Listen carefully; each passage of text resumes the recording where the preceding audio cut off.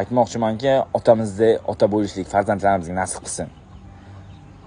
Ertaga faxrlanib yursin, otamiz birodar haqqini yemagan, o'yinchi ko'ylaklar kiymagan, nepitovoy ishlar qilmagan deb faxrlanib, ertaga gaplari do'stlar, o'lim haq. Ertaga nima bo'lishini Alloh biladi.